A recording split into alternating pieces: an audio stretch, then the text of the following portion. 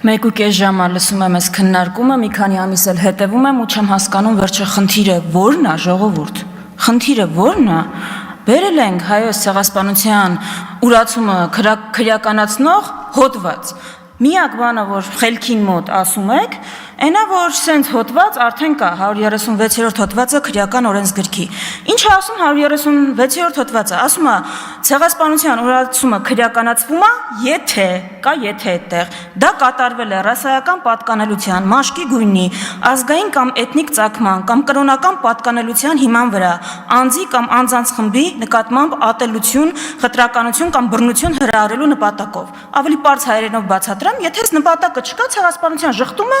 չի քրեականացվել։ Իսկ ցեղասպանության ժխտումը մեր մոտ քրեականացված է, եթե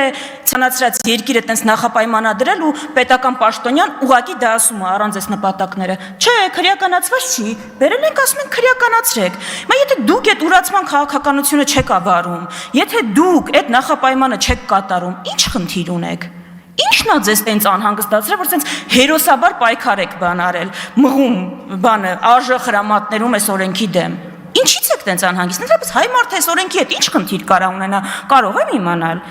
Իսկ խնդիր կարող ունենա այն մարդու այն թիմը ղեկավարը, ով օրինակ, երբ Իսրայելի վարչապետ Բենյամին Նեթանյահուն ուղ եթերով ճանաչում է հայոց ցեղասպանությունը, ինքը հաջորդ օրը ասում է, բանը,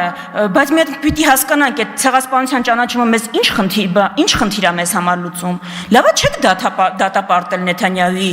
ճանաչումը։ Լավա նոտա չեք հղել դեսպանատուն, խիստ դատապարտել։ Այդ դուք բնականաբար այս օրենքի հետ խնդիր կունենաք, բա ոչ չեք ունենա։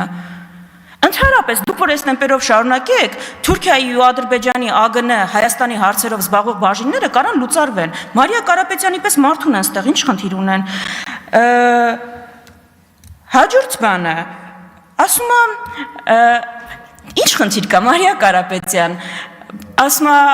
Միքայել Սրբազյանի խոսքերին Քրիստինե Վարդանյանը ասել է, հա, ասել եմ իր կարծիքն է, բայց լավ, եթե խնդիր չունեք, համ Միքայել Աջապայանի հետ խնդիր ունեք, համ ոնց որ իմ հետ խնդիր ունեք, օրենքը ընդունեք, միանգամից իր վրա մի հատ հոդված կավելացնեք, ինձ էլ նոր հոդվածով կդատեք։ Կարաք, Թուրքիան թույլ կտա ձեզ։ Այս է մեր հարցը, ժողովուրդ ջան, ասում ենք հայոց ցեղասպանության ժխտումը ցանկացած պարագայում, եթե որևէ նպատակ էլ չի տապնդում, պիտի քրեականացվի։ Ու Հայաստանում բնական է, որ այս օրենքը պիտի լինի։ Թող հարց տան իրանց այն մարդիկ, ովքեր այս ձևակերպման հետ խնդիր ունեն։ Ու վերջում, դուք հասել եք այնտեղ, որ